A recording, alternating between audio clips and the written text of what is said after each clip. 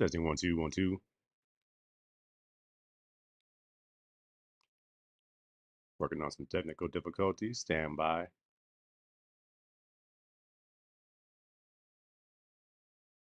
think I overloaded my system a little bit. Let's see if we can get this back under control. I think I got some super bright lights in here. Might have to go with the built-in camera if my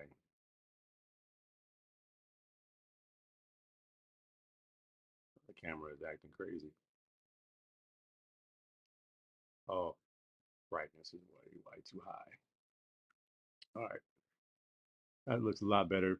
Welcome to AC Sports Live. I'm AC, and welcome to another episode of AC Sports Live. We are plugging away.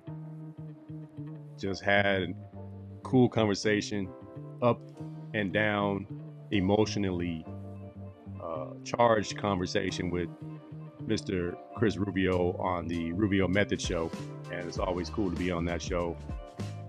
We don't agree on anything, but we agree on the main things. So check out the Rubio Method. I got a chance to hop on there earlier tonight. Tonight's show, short and sweet. Hopefully get out of here by 10 o'clock so I can get on this bike and get my cardio in for this evening. Do my countdown, push-ups and sit-ups to make all my fatties feel bad. No, I'm doing it for me, man. I gotta stay in shape so I can still run around with these kids.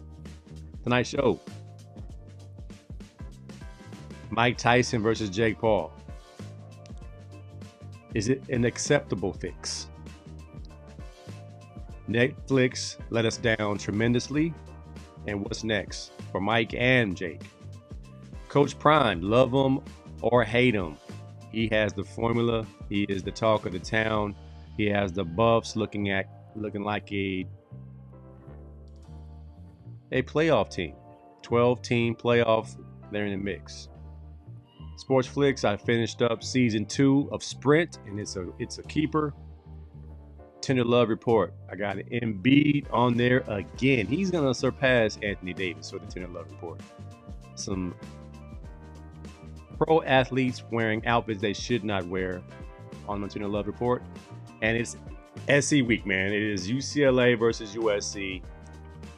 Quick preview, quick feeling of how things are, the State of the Union. This is AC Sports Live.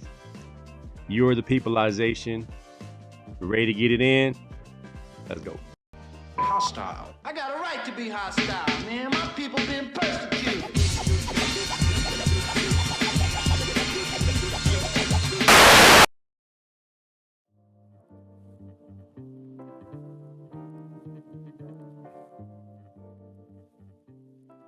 If you were living under a rock,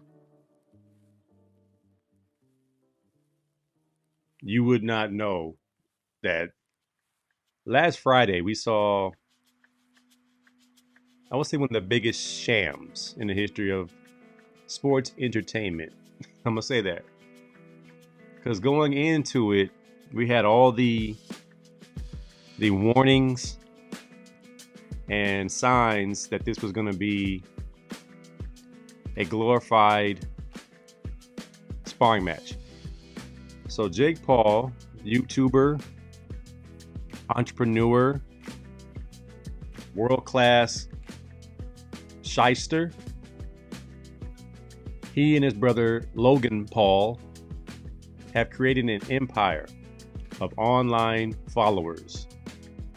They started out making silly videos, challenge videos, prank videos, all those challenge, not necessarily stuntman videos, but they were building a cult following.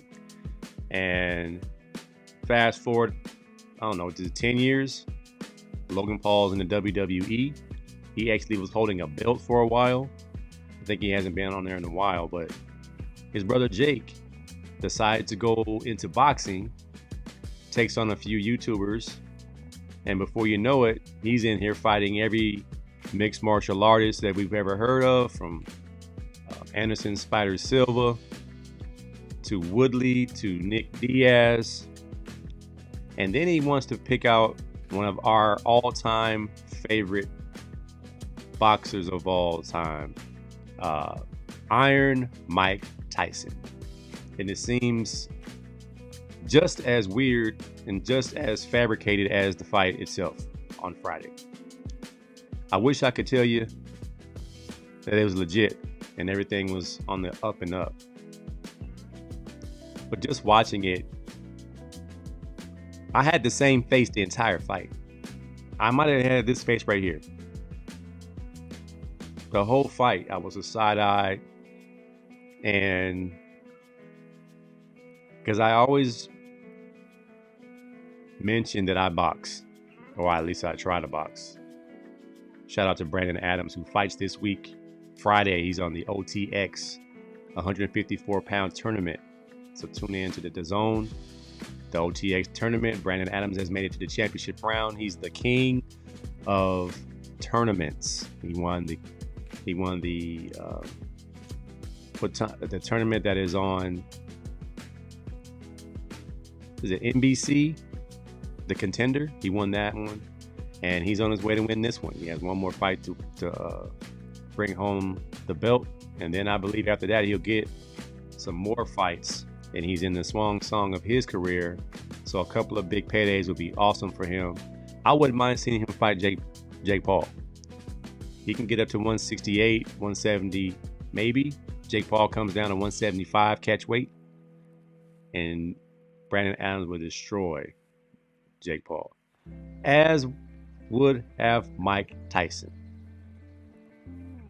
The one jab that Mike threw and landed knocked Jake Paul back 5 feet.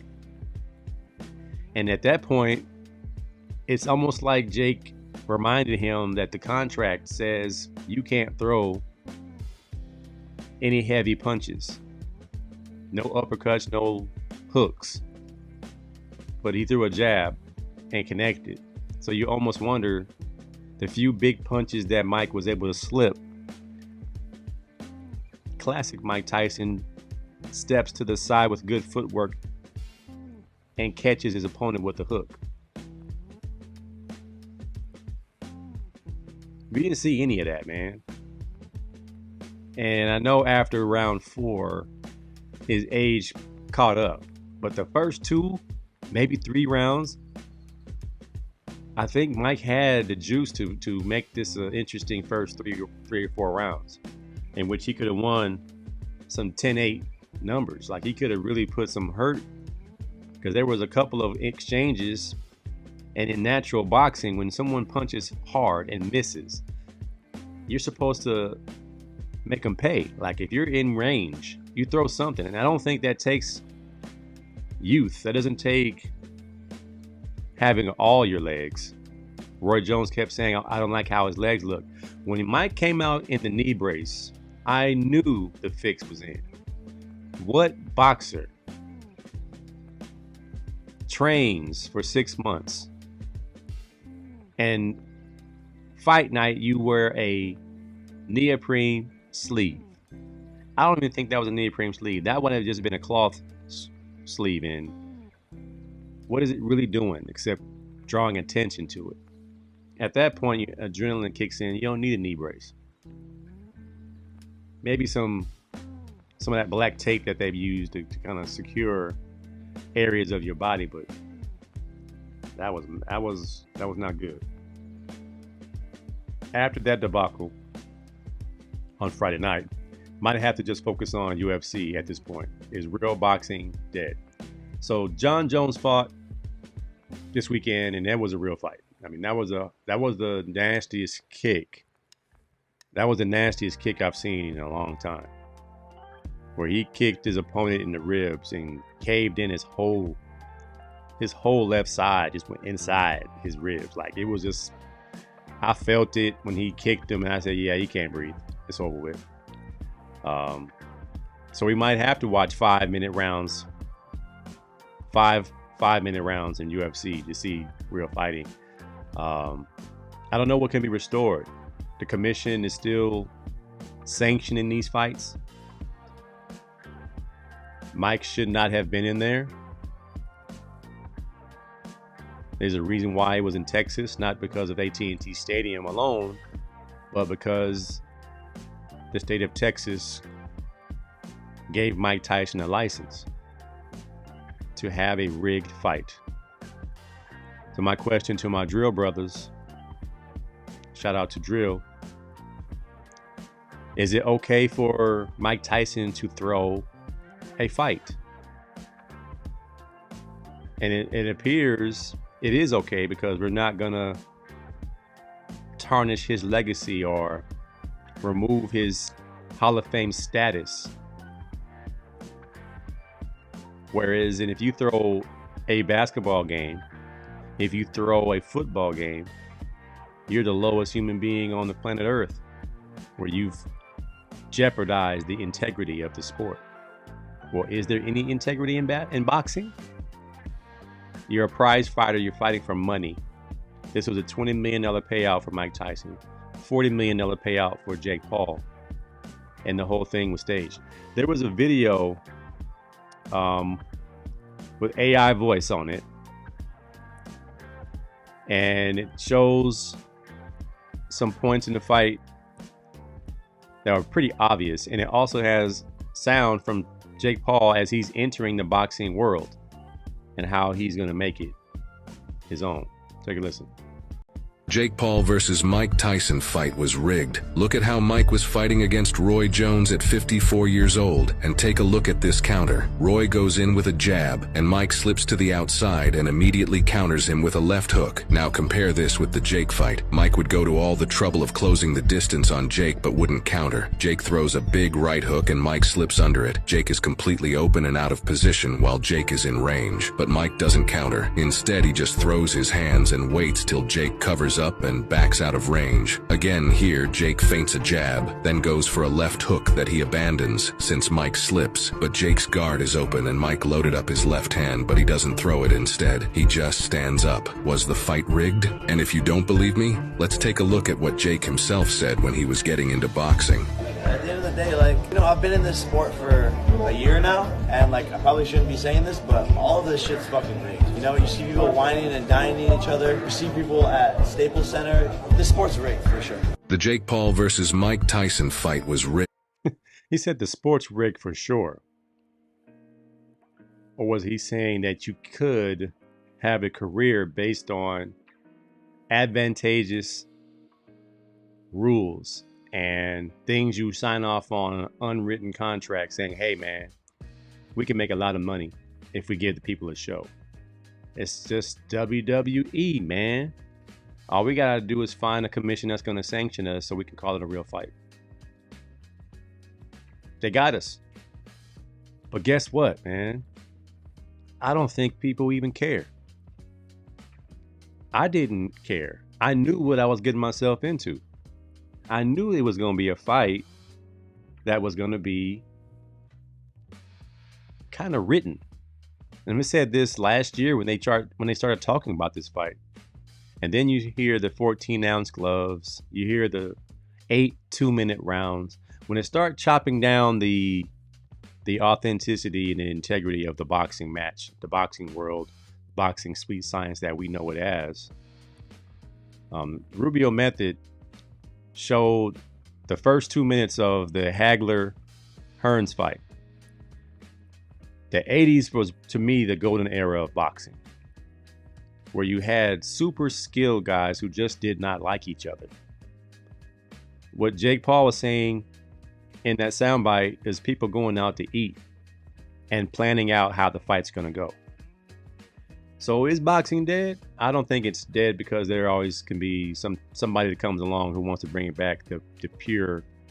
I'm still a middleweight guy. The heavyweight division might be dead, but there are a ton of 140 pounders, a ton of 154 pounders, guys who are actually skillful and powerful and still give us a good match. But as far as the big ticket big money Mike Tyson fights, Roy Jones Jr. fights, Hagler, Hearns, Sugar Ray Leonard type fights. We got to find some superstars. Bud Crawford is my favorite fighter right now, but he's not exciting. He's not marketable. He's not household name. Bud Crawford is probably the most skilled pound for pound. And you have Canelo, who was on Jake Paul's lips. He does bring up Canelo in the post interview. He's saying this moment will prove that I am the face of boxing. Me versus Canelo at 200 pounds. For the Cruiserweight Championship is the biggest fight. Jake Paul on calling out Canelo after beating Mike Tyson. That wouldn't even be a fight. Canelo is big enough and skilled enough to embarrass Jake Paul. If you believe Jake Paul is a real boxer, just watch him fight against the Fury Kid. The fight he lost versus a like-aged, like-talent boxer. And he was getting hit pretty well. So you go in there with a champion and Saul Alvarez, aka Canelo, you're gonna get embarrassed. I saw his face expression change when they said, well, is Canelo on your radar? And then he makes it about money. The money's there. Canelo just has to sign the contract or whatever.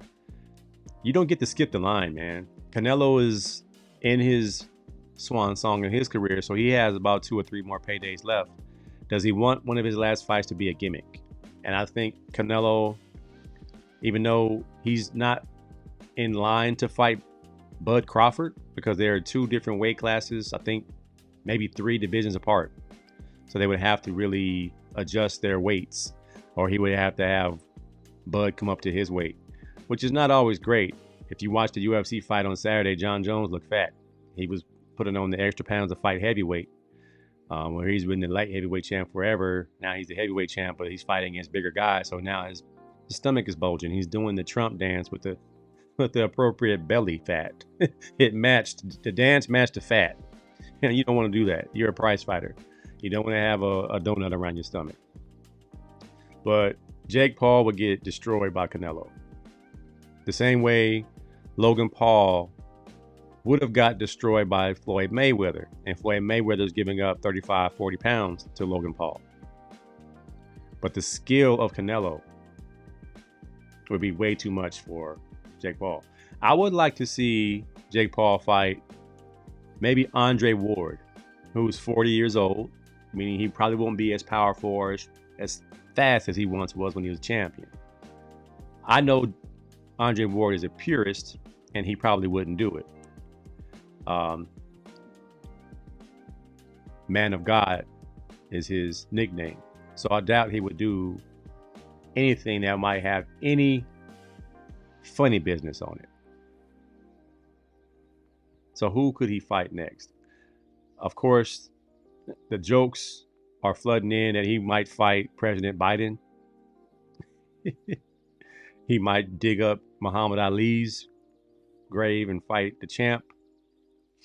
Somebody said they would dig up Red Fox so he can fight the Sanford and Son version of the champ. When he dressed up and was going to fight the local talent.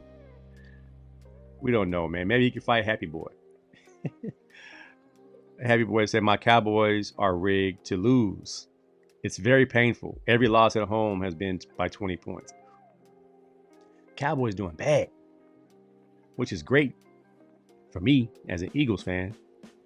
And I am so glad my Eagles exposed the Commanders as frauds. We didn't even play a good game and still had an evening to remember. Happy Boy said, Paul versus Andy Ruiz. Ruiz would destroy Jake Paul. You know how hard Andy Ruiz punches? Andy Ruiz hits about as hard as David Tua and older Mike Tyson. He's heavy, but that power, man, I don't think Jake Paul really wants to feel no real contender, like a person that still competes. Now, you don't hear Jake Paul calling out Deontay Wilder, who needs a payday, who just lost his wife and has lost his last 3 fights or whatever it might be. He's down on his luck. But the name Deontay Wilder versus Jake Paul, oh boy. Jake might get $50 million to do that fight because we all want to see him get knocked out. That would be the one I would want to see. Jake Paul versus Deontay Wilder. Sign it up. We'll all sign up. You could even charge people to see that. This Netflix, speaking of Netflix, Netflix was terrible, man. They had 60 million viewers and blew up the internet. Netflix know they didn't have the bandwidth. I missed Mike Tyson's complete intro. When they finished introducing Jake Paul, my Netflix went into spin mode. And I was mad. I opened up my phone, started watching it on my phone. I'm like, what is really going on? And I started texting my boy. I said, yo, is your Netflix spinning? Like, everybody like, man, just don't press live, press resume. And whatever it was, P. Ward, Philip Ward, my best man at my wedding. Don't press live, dog. Just press resume. We were trying to figure out Netflix. It was terrible, man.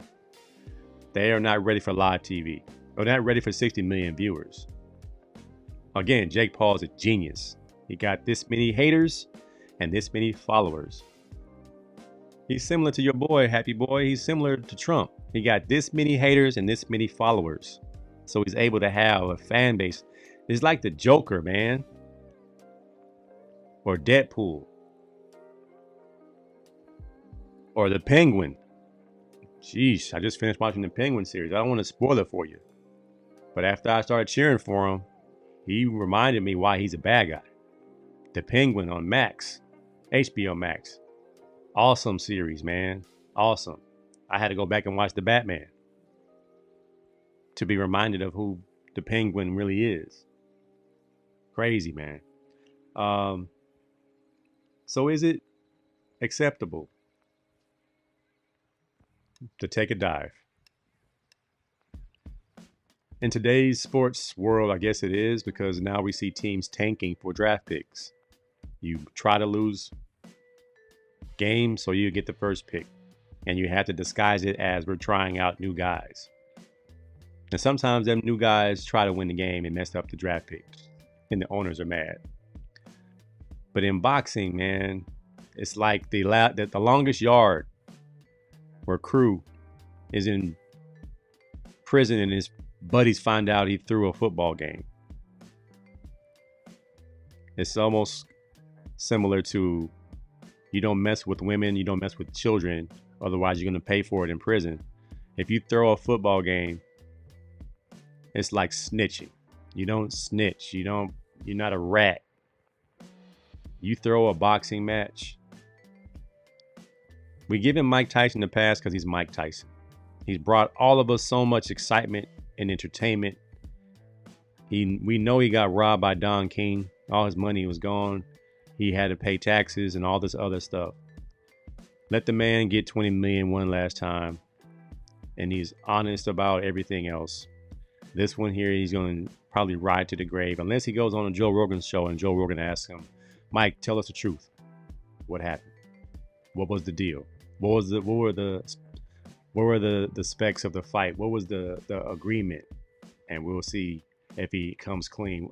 I'm sure he has a non-disclosure agreement, and him being a convicted felon, he can't afford to do anything felonious. So just let it be, y'all. It was an event. I was glued to the station. I was glued to the TV. I was scared to death of Mike having a heart attack or something after the 5th round because he just looked exhausted. And then when he had the ice poured on his neck and he went like, that was cold. Everyone's like, oh, he's crying. He's not crying. It's Mike Tyson, man. That's Mike Tyson, man. I think this fight actually didn't take Iron Mike's legacy. Think about it. You have a little salt in your attitude right now when you are speaking of him. A little bit, but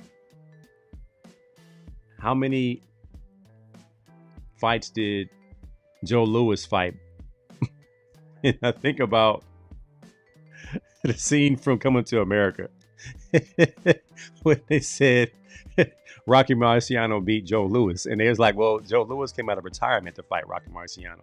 He was 137 years old.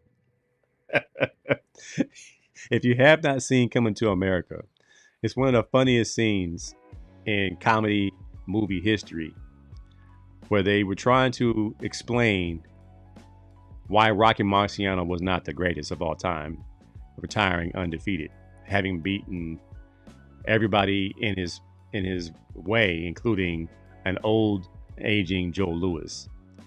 And as racist as this country is, of course they're going to have Rocky Marciano beat the Brown Bomber to kind of dispel the idea that, you know, there's some type of superiority or equality. And you watch those old fights, Rocky Marciano was pummeling dudes, but he wasn't very skillful. He was just a tough guy. Whereas you had Joe Louis, who was a really skillful guy with power and was champion for 10 years. But he beat him bad. He said, I don't know how old he was, but he got his butt whooped. This is going to be Jake Paul beat Mike Tyson. Well, he actually didn't. Respect to Jake Paul for not hurting Mike Tyson in the last 2 or 3 rounds. Mike was exhausted. He could have taken off on him several times, but he chose not to. And he took a bow the last 10 seconds of the fight out of respect.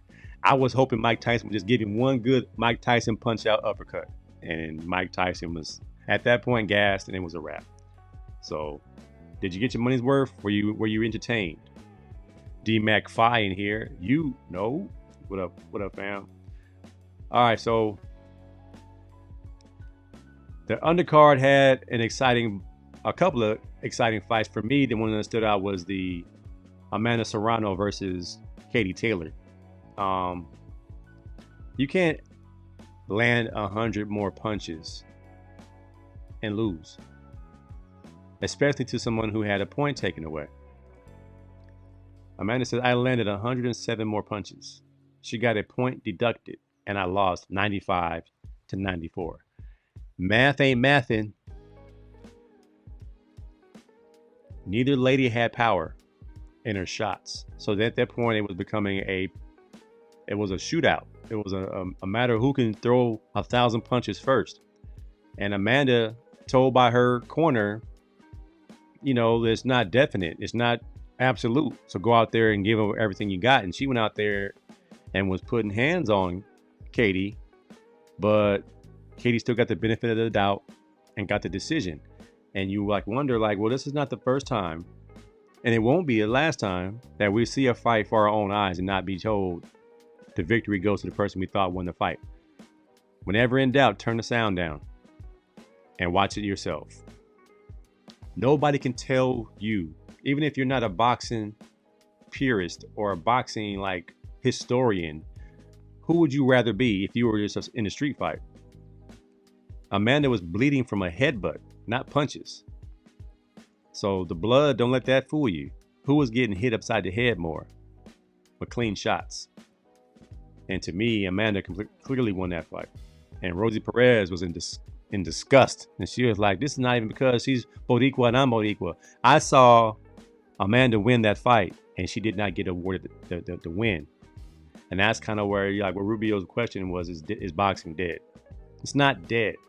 It just has its flaws. And it has always had its flaws. From back in the days when the mob dictated, was it Sonny Liston's career, Jack Johnson's career. Everybody had a hand in most of these fights. So the integrity of boxing is under investigation. But do we care? We just want to see a fight. Most of the time. Happy Boy says she got robbed for real. OG Dwight Smith said, yeah, she definitely got robbed. I was mad for her. You don't never want to see somebody put 6 months of training in and come out and get robbed like that. It was a really good fight though. I will say they didn't have much defense. Like, they were just taking shots to the head. Like, I was like, do women boxing trainers, men or women who train female boxers, not train defense? Like, is it? Because the same thing used to happen with Katie Martin. What was her name? Christy Martin? And then Layla Ali used to beat women down. They would never move their head either. No slipping, no ducking. Just take it to the just upside the head every shot. I'm like, yeah, if you can find a way to get some shots to not land, then you have a good chance to win fights. It's really exciting, but it's also very dangerous. A good shot is a concussion. I promise you. Because when I'm sparring with headgear on, and I get popped in the eye, I see that light, and then later on that night, I got a headache. That's a concussion. Imagine getting hit upside the head 500 times. That's a concussion. SG Trilogy in here. Plug one, my brother, my bro.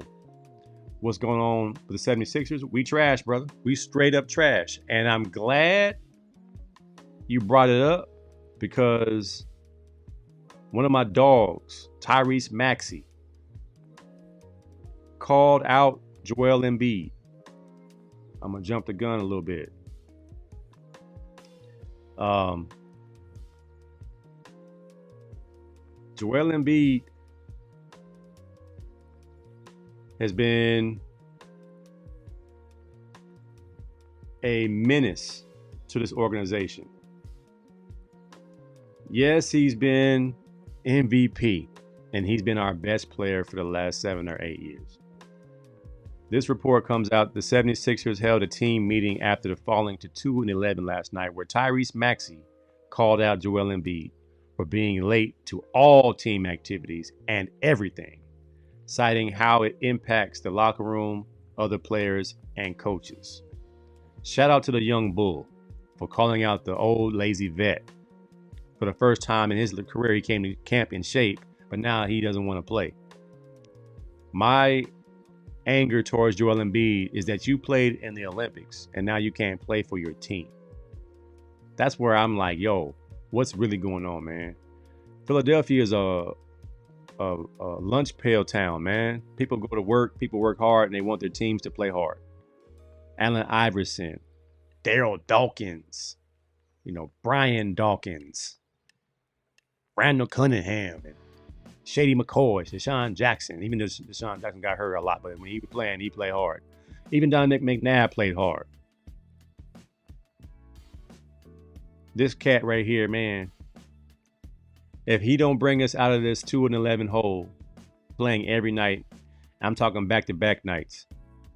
Because you talking about you can't play back-to-backs. What are you, Bronny? Y'all heard Bronny James not playing in road trips. What? How is Bronny not traveling with the team? How is he going to get better if he don't face adversity? Joel Embiid is on the clock. Julius Irving Rubio,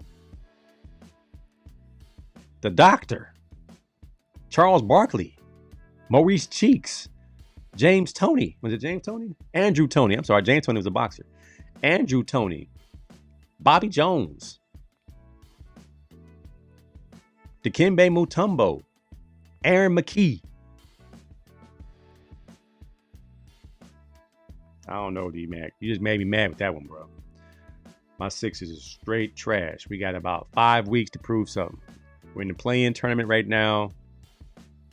We ain't got a chance. I don't even know if we've been invited with this record.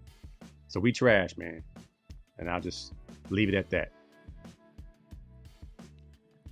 Yeah, Rubio. I wasn't even going to bring Dr. J's name up, man. But I'm still mad I couldn't wear my jersey to the Intuit Dome. They made me take it off. Coach Prime. Love him or hate him. He's keeping receipts.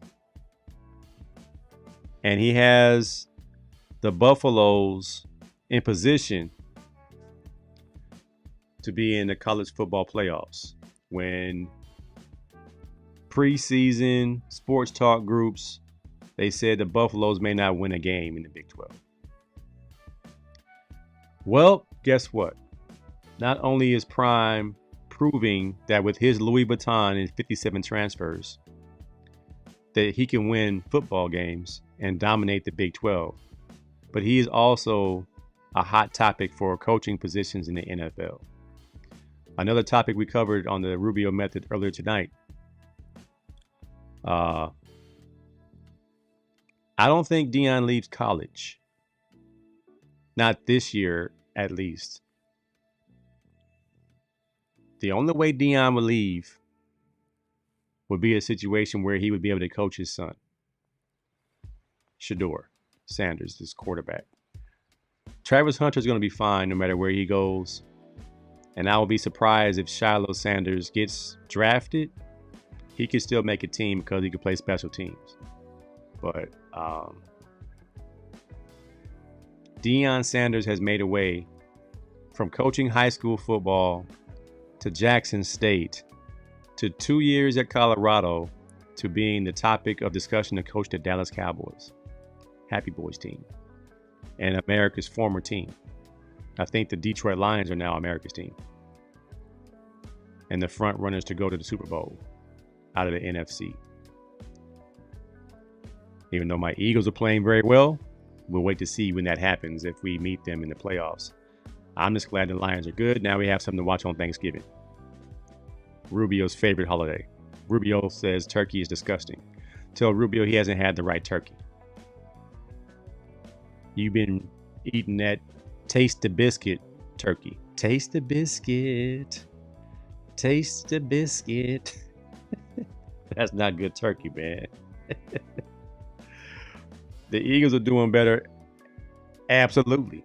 The Eagles are flying. Fly Saquon Fly is the new t-shirt. Prime doing his thing. I mean, Anna tuned in and she is live and in front row at the Colorado games. Her nephew is Carter Stottmeyer, who is balling. I'm so happy for that kid because he had a rough freshman year. But now he's playing corner, nickel, a little bit of like hybrid linebacker, spy, free safety, strong safety.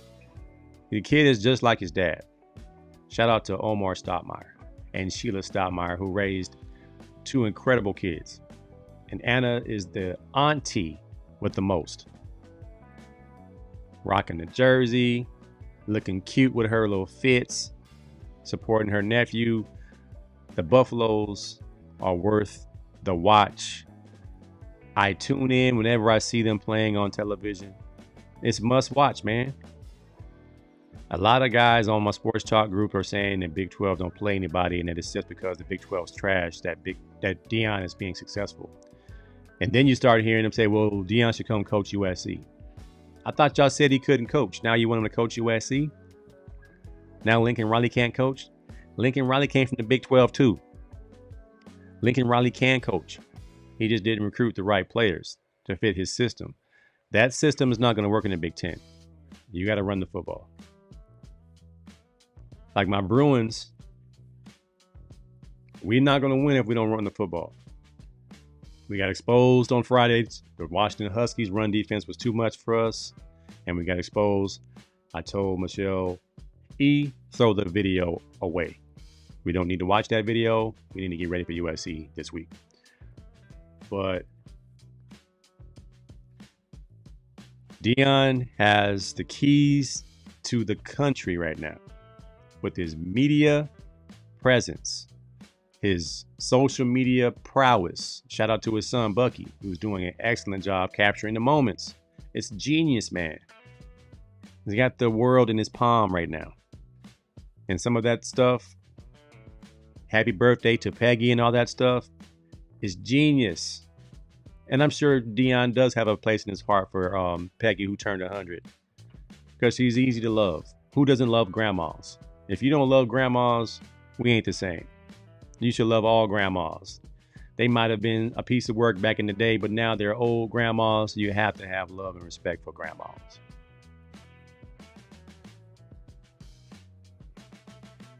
Strong work.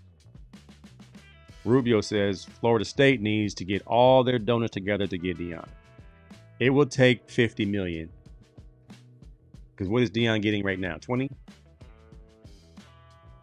To go coach some kids. Shout out to Earl Little, his son's on that team right now. DJ's trying to get a 6th year to come back another year. Deion will be going home if he went to Florida State. Like I said earlier, it's cold in Boulder. It's going to get colder. Wait till winter hits. Winter is coming. Game of Thrones reference. Winter is coming. It will get cold. Brothers not going to want to. Brothers from Florida, Texas, California don't like that kind of cold. And it said moving the goalpost is what the term is. Absolutely. I thought it was the Big 12 was too tough.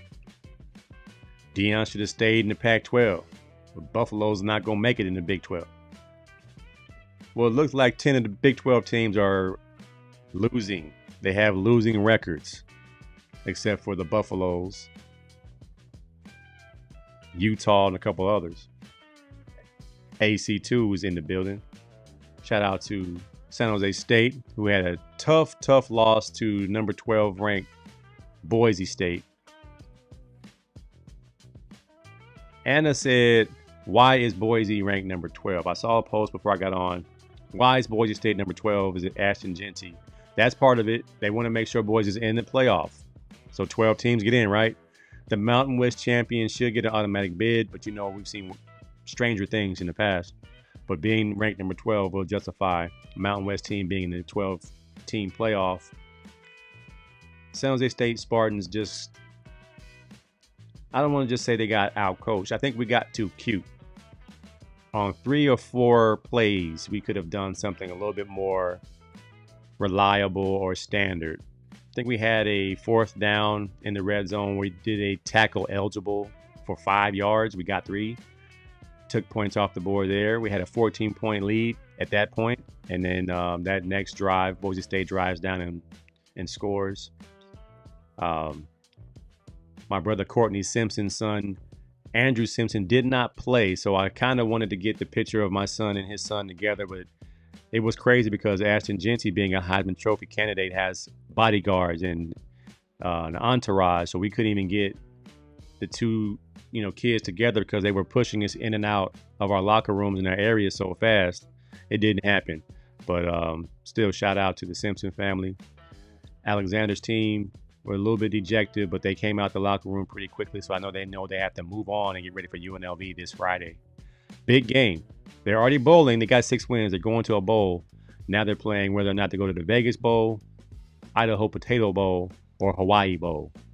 So if you win these last 2 versus Vegas versus Stanford, you might be able to go to a bowl a little closer to home. There might be something. What's the other bowl? Is it not the Holiday Bowl? But the Vegas Bowl would probably be pretty cool.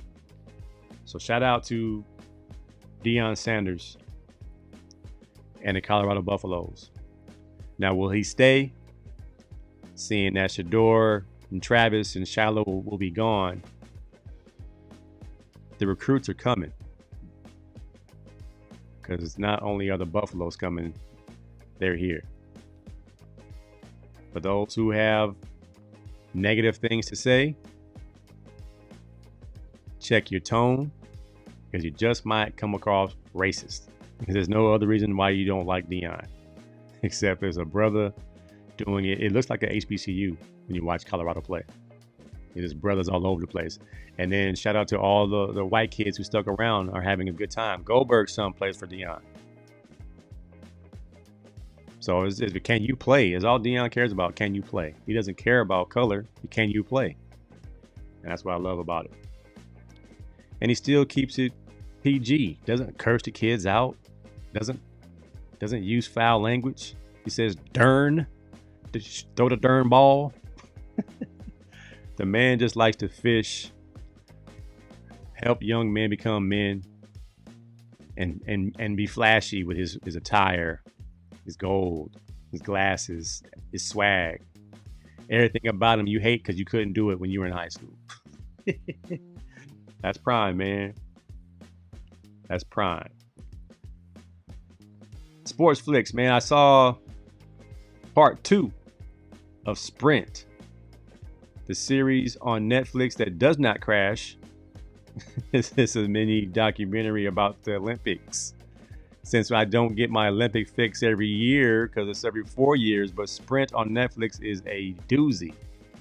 This series, season 2, focuses a little bit more on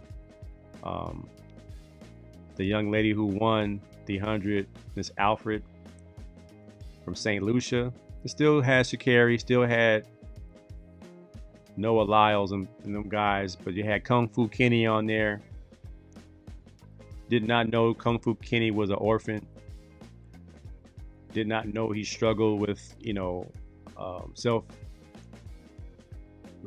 not self-love, but anxiety and what was it? He is suffering from, I think, self-efficacy, self-esteem, stuff like that. And stuff that comes along with being, adopted and things like that. But it's good to see the story behind a lot of these athletes. You think they're just gladiators, but they are people. That's why I love documentaries. Rodney Sauce in here. He's confident and outspoken. Don't let my confidence intimidate. He had the greatest line. I'm pretty sure they wrote this one.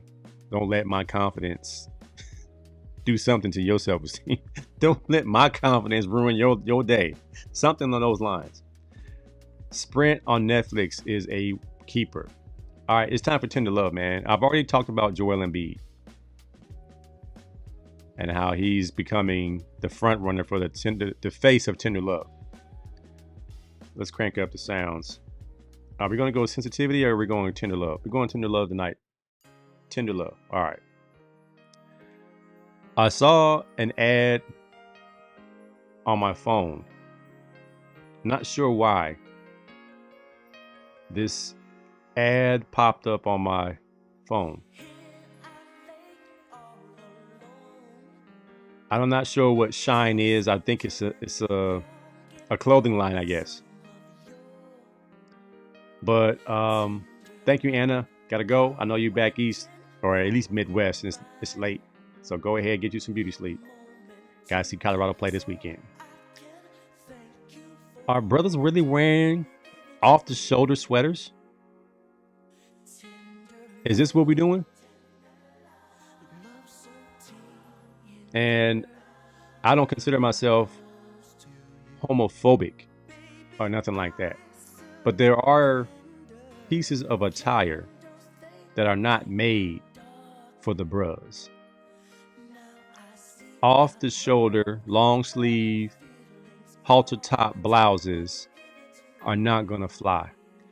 You know who I blame? Sprint's a great show. Thank you, Anna. Thanks for the clarification. Debo might wear this. And I'm thinking like, well, who would wear this? And I'm like, well, we know Debo wears funny style stuff. And then you look at, see, these bros are wearing some fashionable stuff. I would rock these outfits. Nothing wrong with colors. Length. I like to wear the glasses.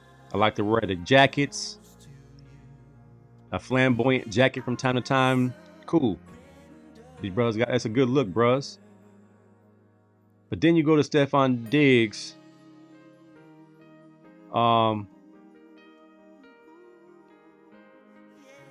He likes to push the envelope a little bit. Handsome brother. Clean cut, cornrows, edged up. But the Stephanie Mills fur coat, not gonna fly. How about this one? Stefon Diggs. Green trench, green purse. Hug me up shorts, black socks and black shoes. Nah, I'm not gonna rock with that. Let's go to the next one. Flyaway sweater and super high jeans belt buckle. Now I can't rock with that one either, Steph. You're on your own with that one. This one looks like something Kanye West would wear. And I know it's in the name of fashion, but you got kids looking up to you, and you're an OG to somebody. Look at Caleb Williams out here looking like I can't even say it without getting shut down. What is that? What's really going on, man? It is a new day. I can't call it, but it is not where we came from. So, brothers, you can say no. No is a valid answer to the fashion person. Your stylists don't always have all the answers. Tell your stylist, nah, I don't go down that road. Russell Westbrook. I mess up his name on purpose. That's my dog. Russ plays hard. I mess up his name every week. Debo Samuel. Kyle Kuzma. All y'all need to knock it off, man. On the real. All right, so UCLA, USC this week, man. Two teams not exactly where they would like to be, but always a great matchup. Always a visually appealing game with both teams wearing home jerseys. Crosstown rivalry, 10 miles apart. Kids know each other from playing against each other their whole lives. Local high school talent versus local high school talent at the next level. Shout out to Javar Branch, father of two ballers at USC, Zach and Zion Branch. Shout out to Darrell Price at UCLA for hooking me up with my new UCLA gear. Deshaun Foster, got a chance to meet him last week. Good brother. I hope for the best for him. I'm glad they won those games to keep him from getting the side eye from the boosters to keep his job. And I do believe if he went 1-11, he would have lost his job. But since he won 3 games in the Big Ten, his job is secure. Let's see him recruit. This is a big recruit game. Both teams are suspect. UCLA would need to win the last 2 games to be bowl eligible. SC needs to beat UCLA or Notre Dame to go to the bowl. Going to be very tough for USC. UCLA, on the other hand, has USC and Fresno State remaining. 2 very winnable games. If UCLA runs the football, we beat USC by a touchdown. If we try to get cute and throw it every down, Ethan Garbers is going to throw 3 picks. So hopefully we have running on the game plan. As G said, them outfits, no bueno. Ruben says, Shine is Temu for female clothing, but maybe a splash better. That ain't good. Temu is terrible when it comes to clothes. You get things from Temu like trinkets and novelty items. You don't get clothes from Temu unless it's a prank piece of clothing or something like that. I did not know what Shine was until just now. He said a Caitlyn Jenner sweater. Oh my God. A go both way sweater? Have a gender change and then change your mind sweater? That's terrible, man. You need to make an all halter top team. Halter top team. Isn't a halter top with the neck and then the arms are out? Is that a halter top? I can't remember what those things are. SC about to bring out those new Kobe cleats. They are fire. Uh-oh. So SC got Kobe cleats. Do we have some new Jordan cleats since UCLA is on Team Jordan now? As you can see, isn't it funny? If football teams are rocking Michael Jordan gear, nobody's rocking LeBron James gear. USC is going to rock Kobe cleats. LeBron James ain't got no cleats, but that's y'all GOAT. To the GOAT conversation we go. I'm not going there, man. USC, UCLA. I heard the game is at 7 o'clock or 7:30 Pacific Coast time, so it's going to be like midnight when we get up out of there. Are we going to the game or are we watching on television? I don't know. A game that late and as garbage as my seats have been the last 3 games I went to at UCLA, do I want to be up there for USC? If I can't get a sideline pass, I might have to watch this one from the crib until I get some better seats. Now, the barbecue has been hitting, though. The pregame tailgate for the then, now, and forever UCLA varsity club tailgate has been fire. I will admit that. I got to look up these cleats. Let's take a look up, see if I can't find them. The USC. So the USC has Kobe cleats. Can't find them. Hope I don't blow up my feed. USC Kobe cleats. Okay. All right. Okay. Let's see if I can't. All right. They're decent. The white shoestrings is a throwback to the 1990s with Keyshawn Johnson and Chad Morton, and them guys wore white shoestrings with their black cleats. All right. I guess they got the upper hand with that one. We'll see what happens. We'll see what happens. I got Coach Eifen here. Poly is Jordan cleats, Jordan brand.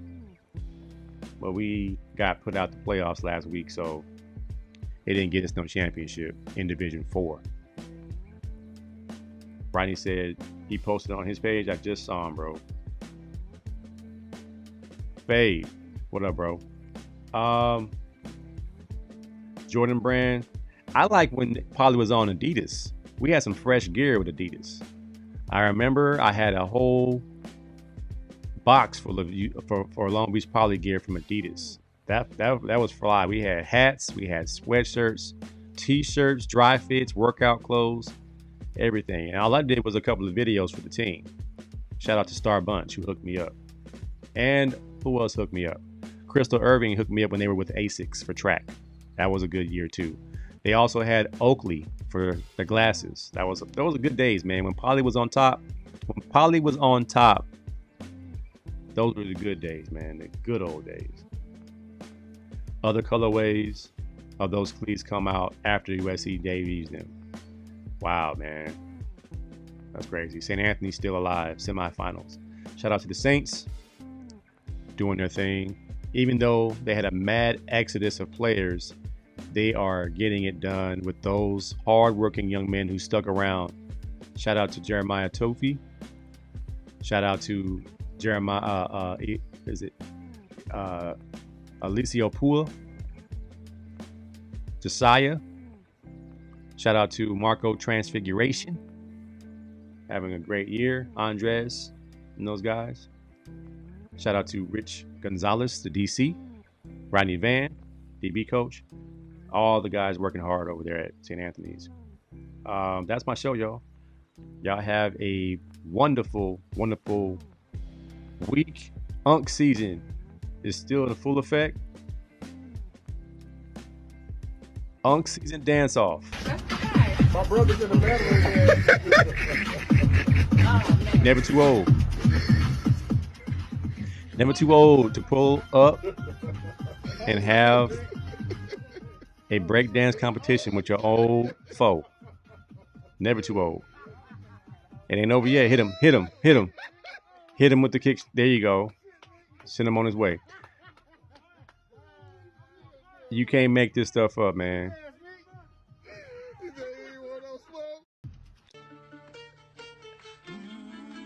And to top it off the show, solidarity with my white unks. An oldie but goodie.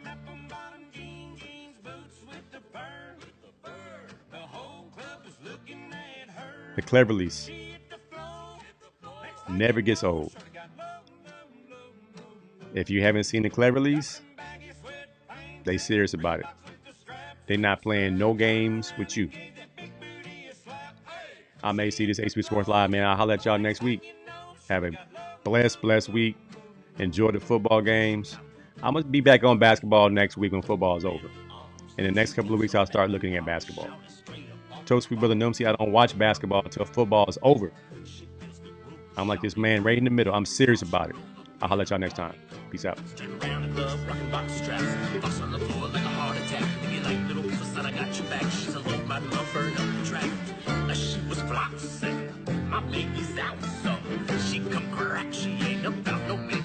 Should've got the map and bottom jeans, boots with the bird. The whole club is looking at her. She hit the floor. Next thing you know, should've got love. Got them baggy sweatpants and the Reeboks with the straps. She turned around and gave the big booty a slap. Hey, she hit the floor. Next thing you know, should've got love.